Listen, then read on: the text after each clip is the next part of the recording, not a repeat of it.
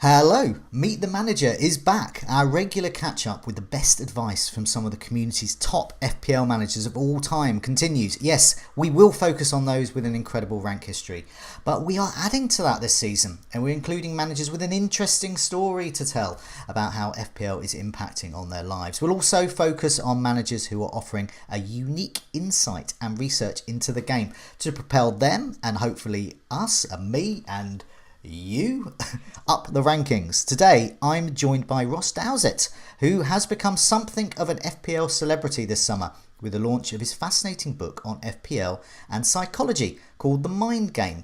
What we'll do is find out a bit more about the book and also how he plans to apply that to his own team, and so he can improve and so you can improve too. Ross, how are you? Hi, Joe. Thank you very much. Yeah, delighted to come on. I've watched all the Meet the Manager episodes and, like you say, normally focused on elite managers with elite ranks, of which I'm not, which we'll discuss in a minute. But Yeah. it's nice to sort of branch out. And I think the more angles that we can approach FPL from, the more knowledge we'll have and the better we'll improve our decision making. So I'm delighted to be the first of this sort of new journey for Meet the Manager. Good stuff, thank you. Yeah, what we often do in the Meet the Manager, we put up a screen grab of some fantastic stellar career history. Yeah. But as we do that, often I find the feedback I get is that people are more interested in the seasons where it didn't go so well. And when I ask the question, what went wrong? What are you going to do to improve? And I think people find they get more out of that as well. So that's perfect for you. So we're not going to put a screen grab of yours up because your career history is quite frankly awful. But you're going to get much better because you've written a whole book about how psychology can be used to improve FPL management as well. So looking at your career history, I'll just put a picture of your book up for this bit. So there we go. There's your book, The Mind Game. I'm not going to put a picture up. So last season you were just outside the top 120,000 and the previous seasons were even worse. They were so worse that your team no longer exists. That team doesn't exist. So you started afresh for 120,000. But you're armed with a bachelor's in psychology, a master's in sports psychology, correct me if I'm getting any of this wrong, and your current PhD in sport psychology. You're going to get better, presumably. So looking at your book, looking at the things in that, what did you do, what have you done wrong and what are you going to do right from now on? And I know you've got a handy chapter sort of top tips as well, so I don't know if you want to go through that or just fire away. Yeah, sounds good. So, I mean, before last season, so I joined the FPL community in June 2020, which was Project Restart. And before that, I didn't even realize that overall rank was a thing. I didn't realize that people took it this seriously, that there were all these underlying statistics and Scout as a website and the Twitter community. So during lockdown, I was a little bit bored, went onto Twitter and realized that there was this huge community. And I realized I love FPL, but the main reason I hadn't taken it seriously and probably the main reason for the poor ranks is I didn't really have many people to play with. And it means that you find it difficult to stay committed throughout the entire season. So I joined during Project Restart. I had a really good end to the season, but still, I think that was my best finish prior to that, which was about 250k. Really wasn't great. And then last season, I thought I'm going to go hardcore. I'm going to really try my best to get a really good rank. And this is the fresh start for FPL Raptor rather than being just Ross. Okay. And I still finished 120k, which obviously is worse than your worst ever season. But I learned a lot of things. I'm pretty happy with it. I'll blame it on variance that I didn't get into the top 100k, but we'll discuss. I definitely made a few mistakes, and it's important to reflect on your season. And as you say, the biggest learning curves are always where we've gone wrong and where we've made potential mistakes. And the book is a good way to reflect on that, try and catch the mistakes before we make them, but also a nice way to reflect and look back on your season and realize where you've made those biased decisions. Okay, I mean, what I often do when I look at reports, as a journalist, look at reports from organisations and charities or businesses, I go straight to the conclusion, which I know in your book you were saying when you're looking at threads, perhaps don't always look at the conclusion of threads. You've got a handy chapter, you've got your top 5 tips, so you've sort of pulled together all the key things for you and other managers. And the tip one, we'll go through them and then you explain a bit more about what it is and how you're going to improve. Tip 1, beware the bias blind spot. What exactly is bias in FPL? Yeah, so cognitive biases it is a sort of cohort of literature and research in the late 70s, early 80s that suggested that, hey, humans aren't perfect. And that might seem like an obvious thing to us now, but prior to that, we thought that humans were these rational beings that always made optimal decisions. And it was Kahneman and Tversky, these two psychologists, they came along and said, hey, wait a minute, we make really terrible decisions some of the time. And so they started to do research into that. And this idea that we make these irrational subjective decisions are known as cognitive biases. And again, they suggest that humans aren't perfect. So one of the main themes of the book and one of the main themes of what I do in trying to apply psychology to FPL is helping people acknowledge what these cognitive biases are. And once you acknowledge them, you can hopefully try and reduce them and avoid falling victim to them, which is a lot easier than it sounds because of the bias blind spot. So the bias blind spot essentially says, we can see biases in other people. So I can say, hey, Joe, I can see you're experiencing this bias here. You're experiencing this bias in decision making, but I don't experience that bias. I'm a perfect human being. I don't have bias towards my club. I don't have bias towards my decision making. And again, you might be thinking, I don't have bias blind spot, but most of us do. So it's a really sort of ironic and funny way to start the book, to start this chat, is that if we're mentioning these cognitive biases and you're thinking, hey, I don't experience that cognitive bias, I'm not a biased person, you may be suffering from the bias blind spot. And I think it's very important because as FPL managers, myself included with my not so great history, is we want to constantly be improving. And the bias blind spot suggests that we get in our own way and we create our own obstacles by thinking that we're these perfect managers and that we can't improve. So always be willing to improve, realize that there is always room for improvement, and realize that as we're discussing these cognitive biases, you may be experiencing them without realizing that. So is there an example, say, for example, last season or perhaps the season before, where you had a bias, a particular bias, and what sort of bias was it, and what player involved, what was going through your mind, basically?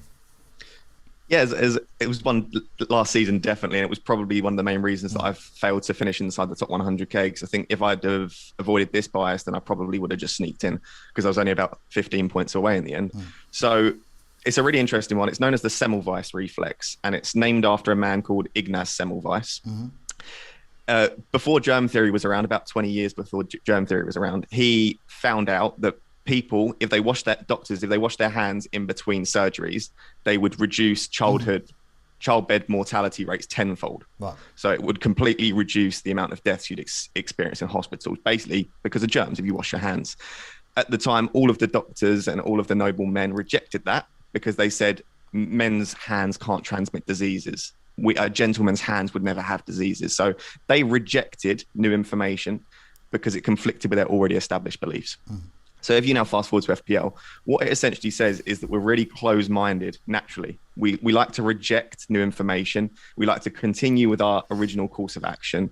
And any new information that arises that goes against our original belief or our original plan of action, we like to reject. And that's also called plan continuation bias, which is my favorite. So we just continue with that plan of action and we don't look at all the alternatives. New statistics arise, we ignore those. And that happened with me with two players. The first one was Calvert-Lewin in the first about 10 game weeks when he was just consistently scoring. I didn't start the season with him. I didn't really have a price point to get to him. And I just kept saying, no, his stats aren't that good. He's not going to keep scoring. He's not going to keep scoring. And week on week, I'd check my phone and he'd keep scoring and he'd keep scoring. And because my original course of action was, I'm not going to have Calvert-Lewin, I'm not going to have that price point for that striker, I'm not going to bring him in, I was rejecting all the information which was clearly stating you should bring in Calvert-Lewin. And I was just being completely stubborn and completely closed-minded. And perhaps if I'd written the book earlier, I wouldn't have done that now. But I'm much more willing to be reactive to that. And the second player was Lingard. And I suppose Lingard in the second half of the season was slightly different because his statistics weren't necessarily backing up what he was doing on the pitch.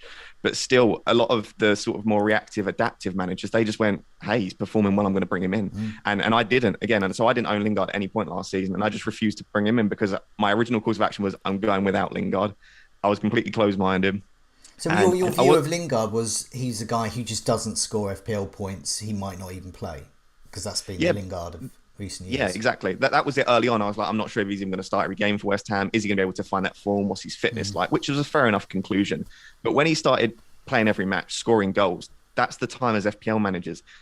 FPL changes week by week. We have to be so dynamic and flexible. And late riser, Prenil in particular, he talks about how you need to be dynamic and adaptive as a manager.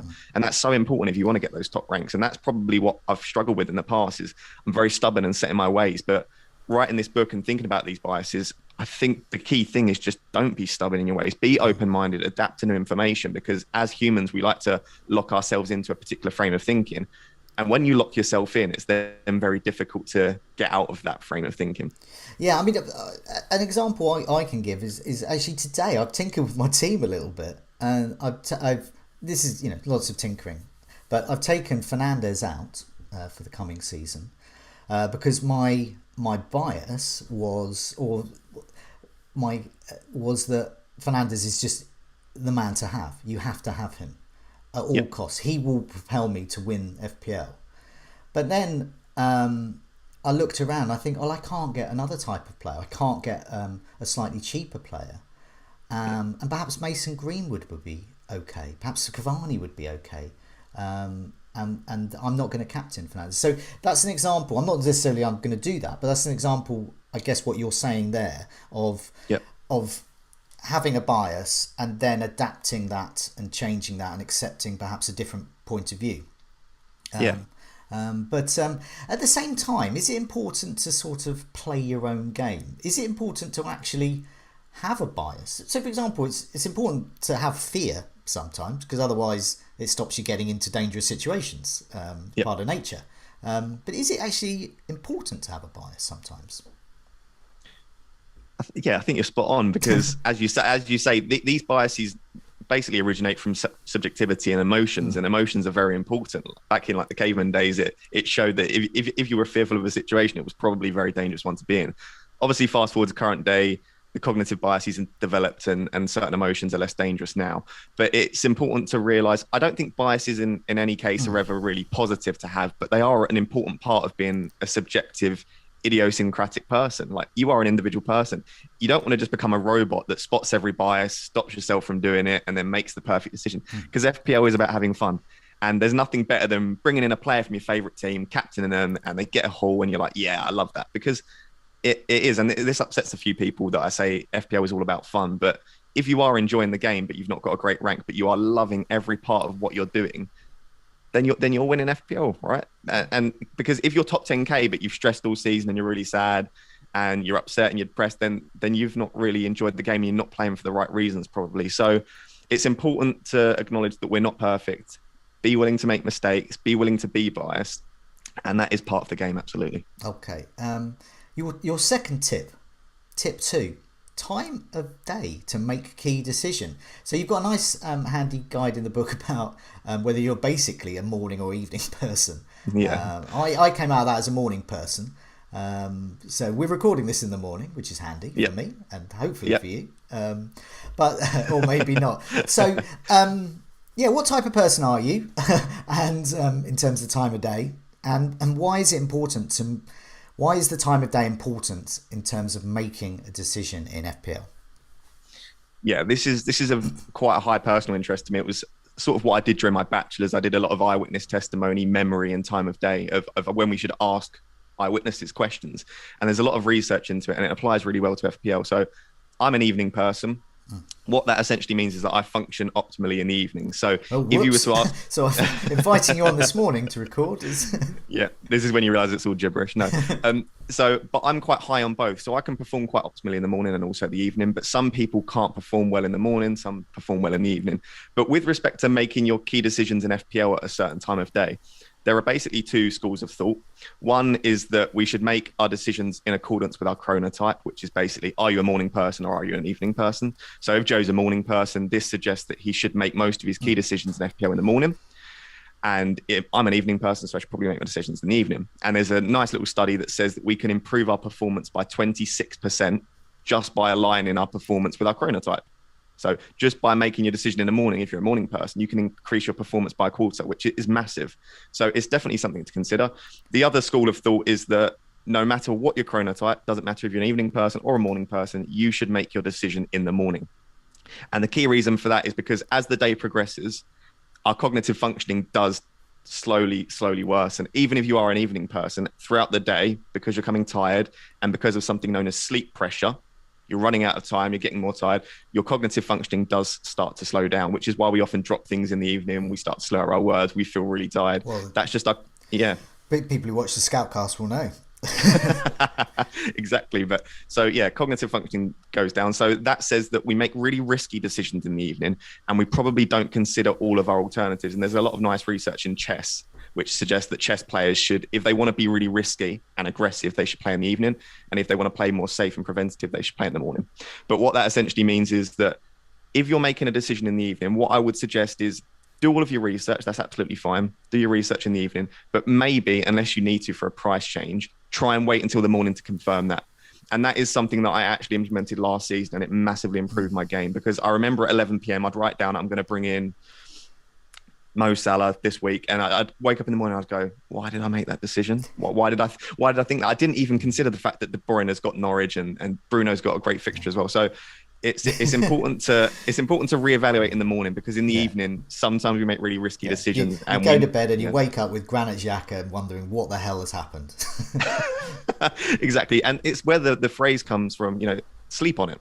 Yeah. And there is a lot of research to suggest that just sleeping on it not only takes out the emotional component, but also it's just less risky, your decisions in the morning. So very interesting though. With the FPL schedule, with the weekly schedule, that can be quite tricky. So I personally tend to make a lot of my moves, my main move on the Friday. So say there's a Friday deadline, Friday night, or even a Saturday morning deadline, a Saturday lunchtime rather. I will make my move after the press conferences, so about 2 o'clock, 3 o'clock. So does that still count as morning? I don't know, but it's afternoon really. But that's when I do that, because I've then been given the extra information on a particular player I'm thinking of bringing in. So thinking of getting De Bruyne in. Oh, press conference, he's injured. I won't, and I perhaps won't make a transfer. So that's when I tend to make my moves. So is that kind of right? Does that still count as being a morning person? So that would probably be an intermediate person tend to make best decisions in the afternoon, because they're not performing optimally when they've just woken up, and they're not performing optimally just before bed. So if you do the questionnaire in the book and you're intermediate, I'd suggest that's a good time. But with FPL, it's interesting because confirming your transfers isn't the same as making the decision. Often you can do a lot of your research. You can go onto Scout, get all your underlying statistics, narrow it down to 2 options, and then at least you've done the majority of your decision making before. So what you can do is do your research, narrow down your options at the time of day that suits your chronotype. So you can do that in the morning. And then obviously if you need to wait until the press conferences to just update some information, then that works as well. But yeah, it's difficult in FPL to say always make a decision in the morning, because if you've got a price rise and you're going to be out of money, then you have to make it in the evening. But that sort of time pressure of it's one in the morning and you've got 30 minutes to make this transfer, that's the sort of thing that will lead you to make illogical decisions normally. So for example, in a week where the obvious captain is Salah, and you make a decision in your head, I mean, you don't have to make the transfer, but you can make the decision in your head, I'm going to captain Salah. He's the obvious one. That's the risk-free one. That's a morning transfer, I would say. However, you get those weeks sometimes. Liverpool playing Chelsea, Manchester United are playing Man City. It's tricky to know who to captain. Something like Everton, West Ham, they perhaps have the better upside, the better fixture, that could be the best captaincy. It's a risk though. So would that type of week for the captaincy be good in an evening? Make that decision in the evening? Yeah, spot on. And it applies to rank as well. I think I've said if you're chasing and you want to make some pretty risky, aggressive moves, make them in the evening, because you'll probably be in that frame of mind. It doesn't necessarily line up like that always, and a lot of it is to do with sleep. So if you're sleep deprived, you'll still probably make poor decisions in the morning anyway. And if you've had a lot of sleep, by the time the evening comes around, you might still be performing quite optimally. So it doesn't always line up like that. But yeah, if you're chasing and you want to make a slightly aggressive move, consider it in the evening potentially. Okay, good advice. Tip 3. The order you receive information. So for me, I'm a bit different, because I have to prepare for things like the Scoutcast and the captaincy video. So I've sort of done all my research on a Monday or a Tuesday, and so I've formulated a sort of a view then. But then it's up to other people to knock that view away as the week goes by. But other people don't. Perhaps they make their decision Thursday, Friday. But explain, why is the order you receive information important? So yeah, this actually comes from research in sort of memory and cognitive psychology. Essentially, the early research is known as the serial position effect, and it says that we remember things that we listen to and see first really well, and we remember and implement things that we see and listen to last. And we forget a lot of the middle information. And the original research that looked at this was in a shopping list, and they present a shopping list of 15 items, and everyone remembers the first three and the last three. And those sort of middle few all seem to get forgotten. But that also applies to the way you digest content from the community and the order in which you do research. So primacy effect or anchoring bias, they both basically refer to the same thing, that we tie our metaphorical anchor to the first thing we see each week, the first piece of research. So if you always listen to the same podcast on a Monday, or you always read a thread by the same person on a Monday, same article on Scout, then you'll probably tie your metaphorical anchor to what they've presented, if it's a good argument, and you'll continue with that course of action despite new information arising. And then recency effect says that potentially the last thing you digest, so maybe on a Friday morning, you see a brilliant thread that says that actually Mikel Antonio is the best captaincy option. You just disregard all of your prior research because of recency effect, and you make that decision. And it's really important to remember the things that you were thinking during the middle of the week. And the nice way to do this is to keep some sort of diary. And I don't mean an in-depth diary, a page per day, but just write down a few things. On Wednesday, I considered Calvert-Lewin because there was a really interesting video that suggests that he had really high expected goals. Just write that down, because by the time Friday comes around, if you realize I'm very set on Bamford and you go, oh, hang on a second, why have I disregarded Calvert-Lewin? And it allows you to sort of stop, check your thought process, check your decision making, and in that way improve your decision making. And it's also applicable in pre-season. You will see a lot of your drafts, your eventual Game1 team will have a lot of players from the first drafts you created back when you first started tinkering because of anchoring bias and primacy effect. And you'll also have a lot of players from your most recent drafts. But there'll also be players in the middle draft that you've probably just disregarded and you've forgotten about because you've been tinkering for so long. You've got those original core players, and you've also got the new shiny toys that you've considered at the end. But you've probably forgot all about those middle players. And someone I've done that with is Calvert-Lewin. I didn't have him at the start. I had him in all of my middle drafts. And then I now don't have him at the end. And I'm thinking, why have I taken Calvert-Lewin out? £8 million, great fixtures. And it's because there's shiny new toys and I've got new information. But if you write it down and keep a nice diary, which I have, as allowed me to realize that I am now disregarding Calvert-Lewin. So it's something that doesn't normally get a lot of attention, the order of which you receive information. You just think, I've received all of this information this week. But it is in a specific order, and that will affect which pieces you implement. So, I mean, that's in a roundabout way. I before reading this book, I sort of maybe have done that slightly. What I've done is, it's still on my Twitter account, I pinned the first team I made within half an hour of the game launching. Because there's so many tools available, I had a vague idea of what the prices might be, and was okay to do that. And I've got that team there. My current team is very different to that, so it is sort of like that, but I should have perhaps been doing that a bit more frequently, maybe once a week or something, or at least writing it down, the changes I make. But that's a really good point, and it's something not too late. There's still pre-season to timestamp this. This is before the 21-22 season. This is summer coming up there, because lots of people watch these videos, in a year's time or whatever. But while we will discuss your Gameweek 1 side for this season, this is also designed for people to watch anytime they like. So that's something for next pre-season I might expand on. So that's a really good tip. Thanks for that. No worries. Tip 4, this back to bias again. And this is sort of after the event bias. Outcome and hindsight bias. So I see this a lot, look at the outcome, look at the decision, not the outcome, and that's all wrapped up with this, I guess, outcome and hindsight bias. So what's that done, and any examples of you doing that as well in your previous seasons? Yeah, these are lovely biases to consider, and they've become very popular in the FPL community, and I'm glad about that, because the better knowledge we have of the terminology. I was discussing it on Andy's video, Let's Talk FPL. If you don't understand what these biases are, you have no knowledge of the terminology, you have no knowledge that they exist, how on earth are you going to remove them from your decision making or try to control them? So it's great that people are throwing these terms around in the community, because it's important and it will help. Essentially, this tip for outcome and hindsight bias, the best way to improve your future decision making is to look back on what you've done in the past and try to improve. It's that sort of post hoc evaluation after the fact. was that the correct decision? Should I have made it? And how could I have made a better decision? Which is essentially what we're doing here, and is essentially how I hope that I'll now propel myself into the top 1K and be an elite FPL manager. But unfortunately, when we're looking back on the event and looking back at a decision we've made, we often have a tendency, a natural bias, to judge the effectiveness of the decision based on the outcome, as opposed to the decision-making process. So say you captain Jamie Vardy because he's got the highest expected goals, he's got the best fixture, he looks fantastic on eye test, and Iheanacho scores 20 points. And Iheanacho's stats weren't anywhere near as good. He didn't look good on the eye test. There was potential rotation risk. And you look at that and you say, well, that was a terrible decision. Iheanacho's a good £3 million cheaper.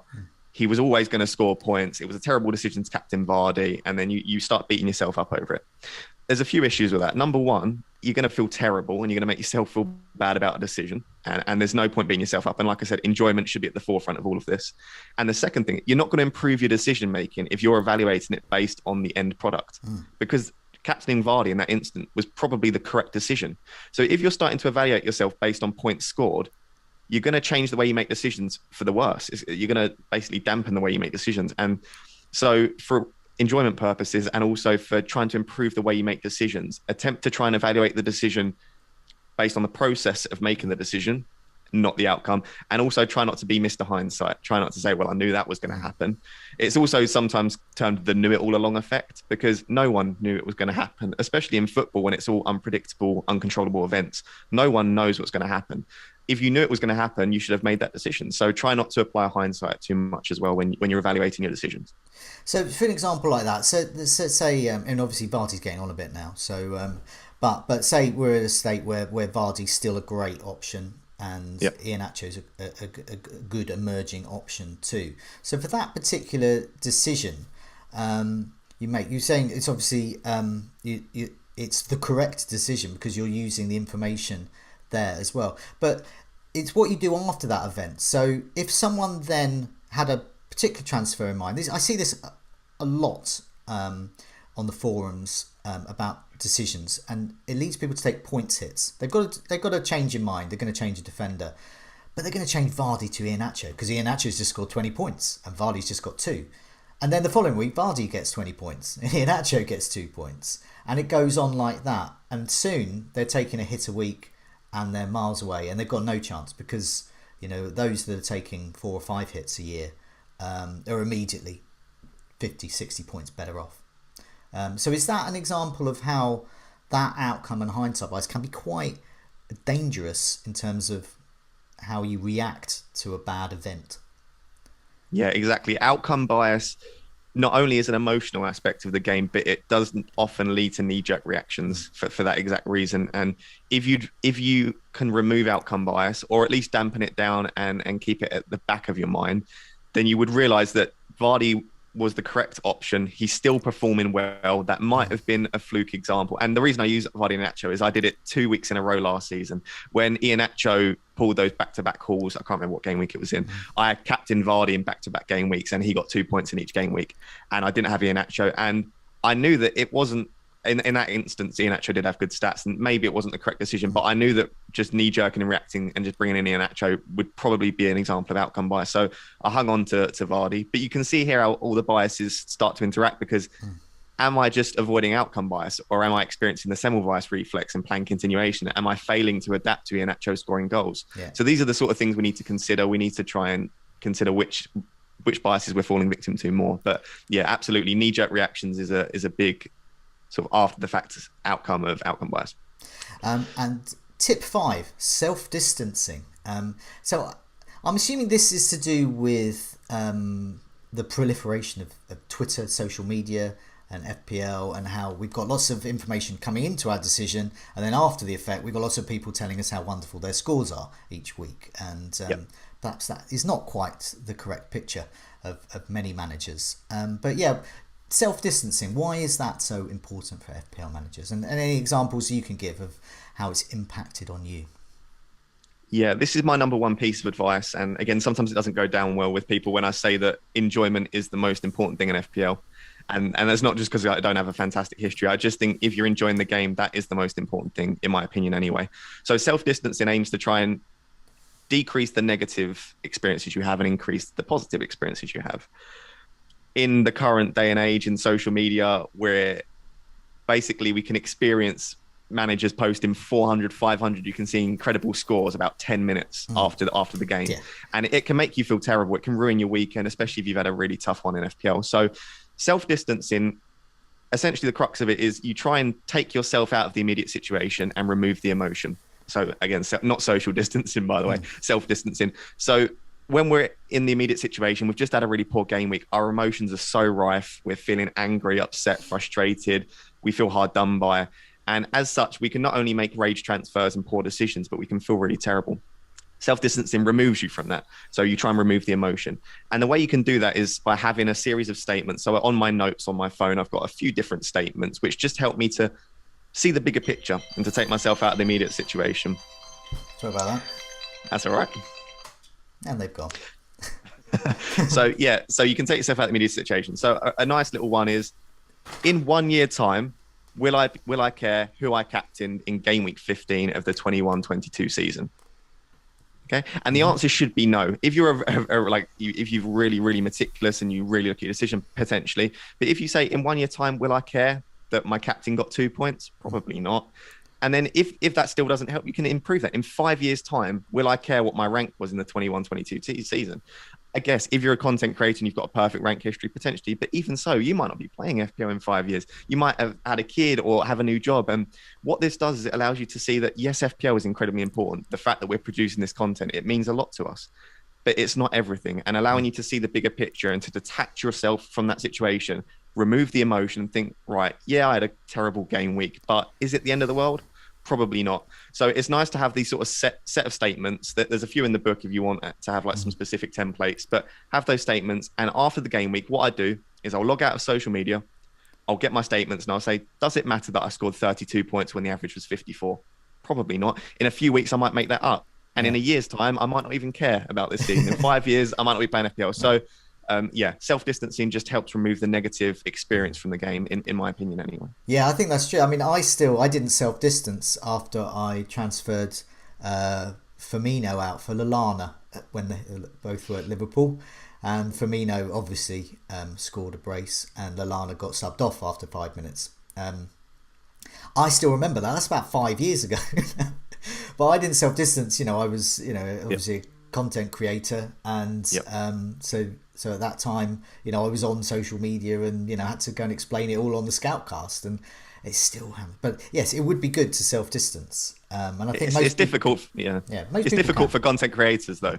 It is. I think, as you say, if you're a content creator and you have to constantly dwell on your decision, you have to go onto a stream and a video and keep talking about that poor decision you made, then it's very difficult. But I think for most people that aren't content creators, take a step back. If you self-distance immediately, it helps you process the decision straight away, and then you're less likely to dwell on it a few years in the future. Okay, before we get to your game week 1 side, so we'll have a look at that. Just a couple of things that were in your book. You've got a sort of questionnaire about to see whether you're risk seeking and risk averse, and you've also got one about the gut score and your rational score. So this is I always quite like this because I always enjoy these sort of Dullard v Maverick type debates in FPL. So on the risk seeking and risk averse, mine was 20 out of 40, intermediate risk. So I do take a few risks, but not many. I'm intermediate risk taking, which quite surprised me there. Where were you on that? I was 20 out of 40 on that one, so right in the middle. Where were you? You're right in the middle. Where were you on that? So the point of putting this questionnaire in it is it's important to play your game. There's so much research in chess and gaming as to whether you should take risks, and it obviously applies to different scenarios in different games. But the key piece of reoccurring research is you should take the amount of risks which suit your personality. So the point is you should find out if you're a risk-seeking or risk-averse individual and then make decisions in accordance with that. So I was 24 out of 40, so I was ever so slightly more risk-seeking than you, but still intermediate. And I think for a lot of us, we tend to be quite risk-averse throughout most of the season. And the important thing with risk-taking is finding that moment to take the risk and choosing the right time and not taking a risk for the sake of it. And I think that's probably what you do well. That's probably why you're 20 out of 40 as well, is quite risk averse, quite logical, but you know when is the time to take a risk. And that comes with experience as well. And so, yeah, it's very interesting. Try and find out who you are as a person, what your risk-seeking tendency is, and then you can apply that to FPL. Because that's also a central theme of a lot of these videos, the different types of managers that we have on. So you'll get ones like, Late Riser is probably the best example. Don't think he'd been on any videos before. I invited him on. He comes on, says he's going to captain Aguero when no one else owns him, and Aguero gets a hat-trick. And he ends up in the top 100. So that can work out. He is obviously, his score would be very risk taking, but it suits suits his character, his personality. So he's playing his own game. So that's essentially what you're saying. Play your own game. Exactly, spot on. Gut score and rational score. I like this one because I've always hated that phrase. Go with your gut, because it never really means much, but it does mean something. Because what we mean by gut. So mine was 73 out of 100 for rational. So I'm quite rational. And then 48 out of 100 for intuitive, so gut feeling. So I don't tend to go with that. I don't really know. Well, I know what my gut is my stomach and intestines, but I don't allow that to dictate my. Otherwise, I'll just be like transferring in loads of cream buns and things if I went with what my stomach told me. What were how rational are you? So I'm actually really high on both, and it comes from my end conclusion at the end of that chapter of what I think gut feeling is and how you should apply it. So very quickly, the general concept I have is that gut feeling shouldn't drive your decision making, and you shouldn't rely on gut feeling because it can often be missourced and it can often lead to rash decisions. I think you should make rational and logical decisions, use statistics, use eye test, use everything you can in your power to make a perfect decision. And if at the end of that, you've still got 2 or 3 options, say you're not sure whether to bring in Callum Wilson, Antonio or Watkins, you've got the choice between all 3. At that point, if it's really a really tough decision, you're really not sure what to do. At that point, I think it's nice to trust your gut feeling. And the main reason for that is you're less likely to resent other people because you're not being influenced by them. You're likely to learn how to trust your own decision making and be more in touch with yourself, which is important in other aspects of life if you learn to trust your own decision making.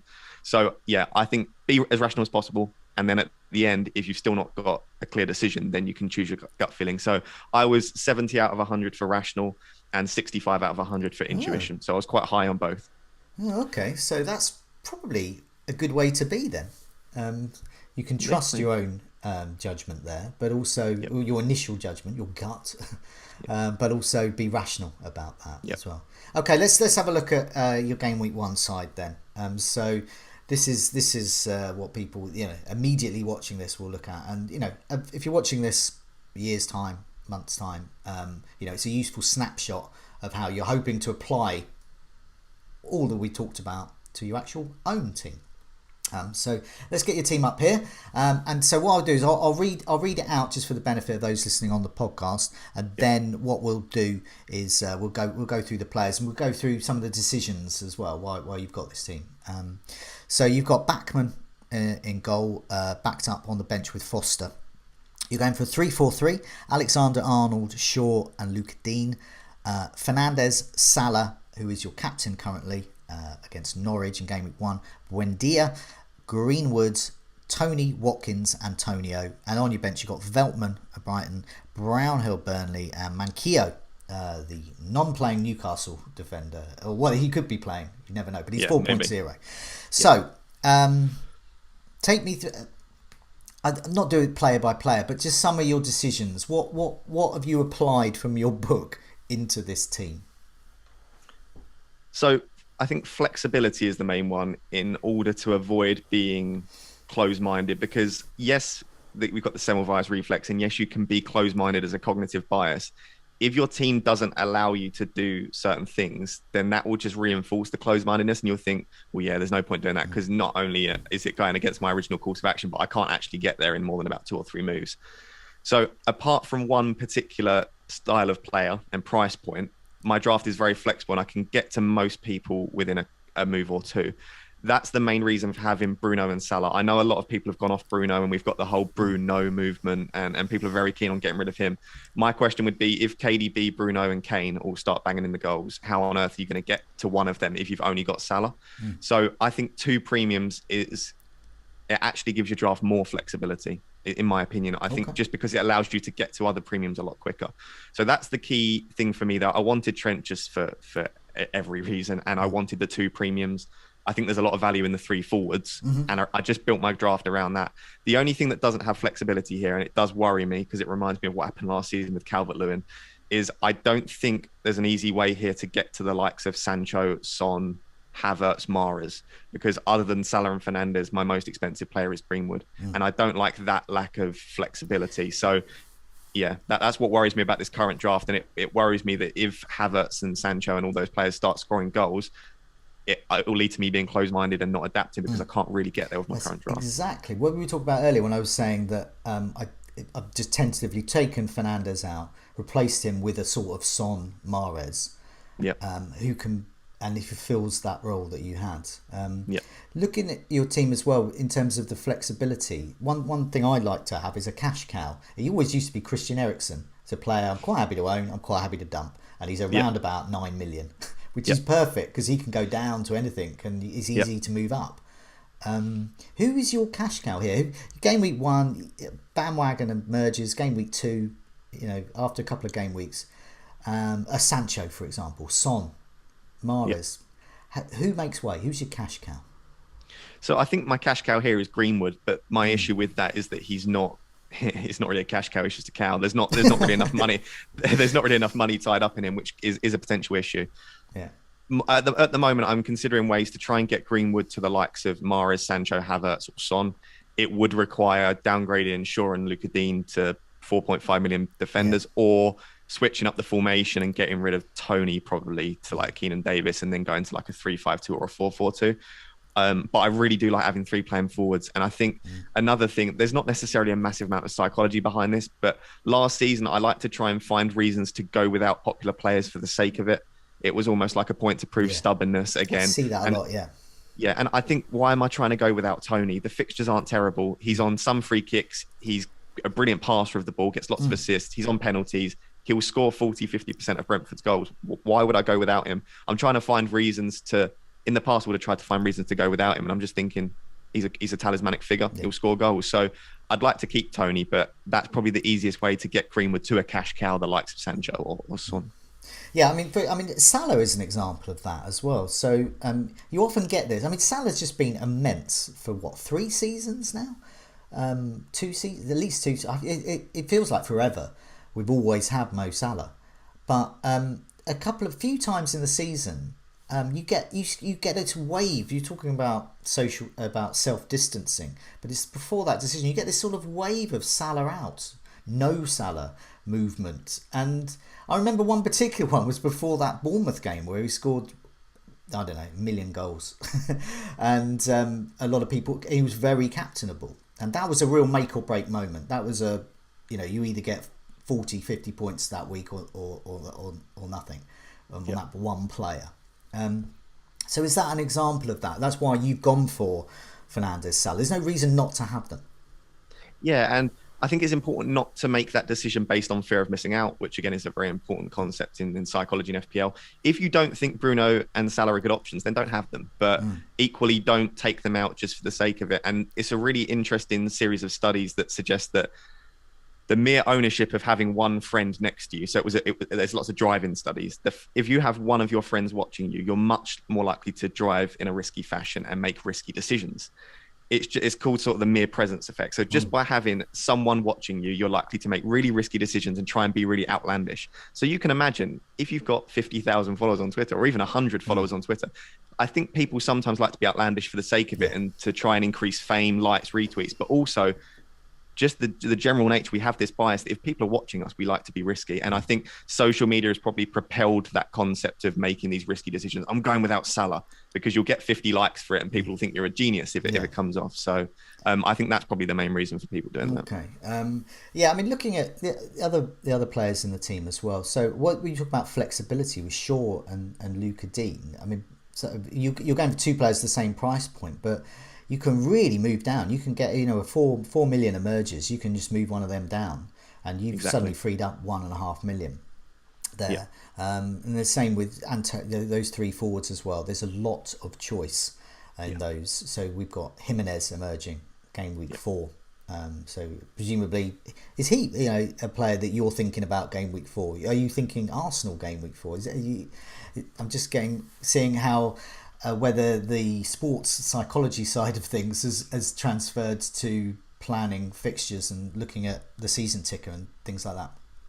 Yeah, absolutely. And momentum's a very important thing in sport. I know there's a form is a myth. I know there's this debate on social media. Is form real? From a psychological perspective, form is real, but you wouldn't call it form. You would call it momentum and confidence. But I would like to see whether Jimenez starts the season with that, because if he does, I mean, I think he's got like 181 and 194 points or something like that in his past 2 seasons. So he's a 200-point player or approaching that at least. So there's no reason that he won't recapture that form if he has that confidence and momentum in him. I'm actually considering going with him from the start, to be honest, just because I expect Wolves to score in those first few games. And if they do, similar to Tony, it's probably going to be Jimenez grabbing them. But I think Watkins as a placeholder for Jimenez is an absolutely fantastic move, because their fixtures just align perfectly where you can just switch off. And same with Buendia. Buendia's in my side as well. He was in the top 4 players for chance creation last time Norwich were in the top flight. Obviously, that was De Bruyne top, but he was messing with those lads. And then similar Norwich in the Championship, different level, but goals, creating chances, assists. So Buendia looks a great option for the first 3. Game week 4 comes along, fixtures turn off a cliff. Who have you got? Obviously, Jimenez for Watkins could be a move. Who have you got in mind so far to come in for Buendia? So I know it will never line up like this because of price falls and price rises, but at the moment, if the price were to stay the same, it's a lovely switch from Buendia and Watkins to Harrison and Bamford for Leeds fixtures. So obviously it probably won't line up like that. I'd probably be out of cash, which is why I'm trying my best. I don't in this current draft, but I'd love to leave 0.5 in the bank. But I think, Buendia to Harrison or Rafinha, and then Watkins to Jimenez or Bamford. I think there is a key switch in fixtures around game week 3 or 4. And I think that's why a lot of people are lining up their wildcard very early this year. Because as well as this fixture swing in game week 7, 8 and game week 13, there's also a really nice fixture swing in game week 4. And we've got the international break as well. So I think if you've realised that you've got an inflexible team, you're realising you're struggling to get to players, all your players are falling in price, I don't think it's necessarily a poor decision to go with your early wildcard. But I do discuss that in the book, the idea about different chip strategies, because I think there's a lot of people that are really against playing early and aggressive and like to delay, but there is some evidence to suggest that might be an optimal decision-making path for you. Yeah, no, definitely. I think, look back at seasons where I've done particularly well.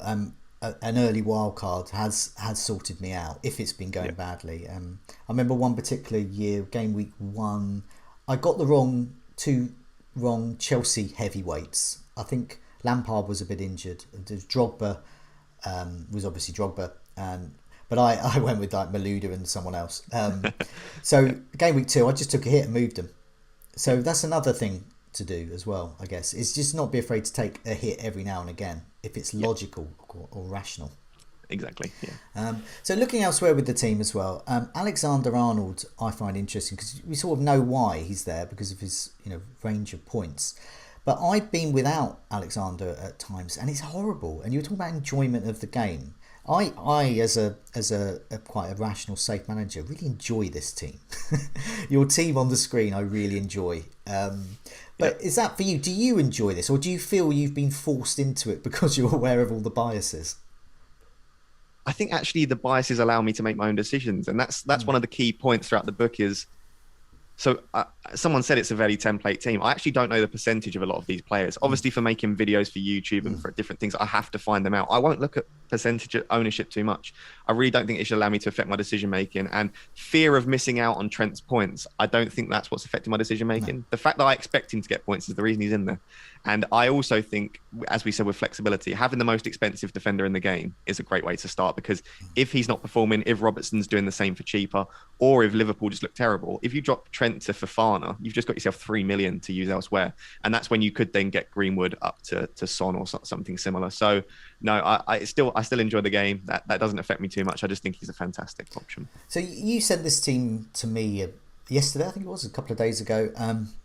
How different has this team been from the team that you created when the game launched, if you did indeed create a team then? It hasn't changed too much. Early on, I identified the fact that I really like the three playing forwards. I think early on what I did is Greenwood was a little bit cheaper. My defense was a little bit cheaper. And instead of Tony, I had Calvert-Lewin.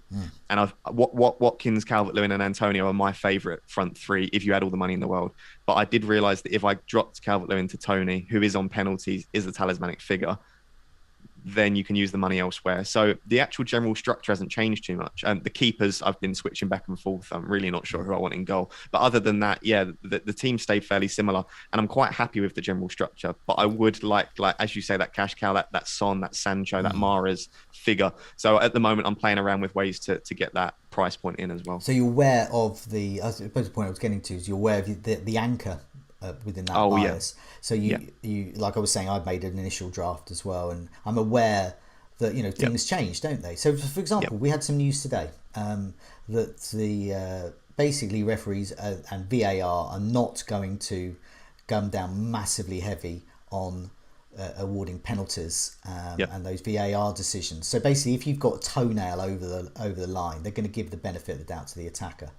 Or your elbow. Goal won't be disallowed for the elbow. Or if someone just breathes near Bruno Fernandes in the 97th minute at Brighton, there's not going to suddenly get. You see, I'm still, I'm still angry. But it's not going to result in a penalty. Probably will for him, but it's on the whole, it's not going to. So that's an example of bringing in new information there. That I don't want to forget about in 2 weeks' time when I finalise my team, because that could be quite good information. Yeah, absolutely. I think you should definitely reconsider Fernandes if the main reason you've got him in is for his penalties. I still think that he could perform very well this season with Sancho in the team, with Greenwood, Cavani, without the pens. But it probably means if you're picking a player and one of the main reasons is for the penalties, then it might be time to reconsider. And this is what, exactly as you say, don't let your anchoring bias, your playing continuation bias affect you. Consider this new information. How much will it affect our penalty takers? And write it down. I'm a big fan of writing things down. I know in modern day we're typing things now, but if you want to type it, but try and record your decision-making process, record your thought process, because sometimes it's difficult. Why did I take Bruno out? Sometimes it's difficult to remember if you haven't written it. So write stuff out, and I think that will help adapt to new information personally. I think that's a fitting place to end, really. It's a really, really good advice. There's loads of top tips there, but with what I found fascinating with the book was that it was bringing in those psychological theories behind it. Because essentially we're just machines. The brain's just a machine, and and sometimes we like to think we are this individual, but we're an individual for a reason. Because we've got all these things going on in our heads, and some of them to do with intuition and rationale and logic. But it's been fascinating, and a fitting good start to the Meet the Manager series for this season, really, to offer those top tips. But Ross, thanks so much for coming on. And just before we go, anything you would like to add? No, it's been a pleasure. I think we've covered it. I think we've covered everything. Thank you. Excellent. Well, thanks so much for coming on. Good luck in Gameweek 1. Good luck in your season, your top 5K, top 1K finish. Exactly. Beckons. Thanks for coming on. Cheers, Joe.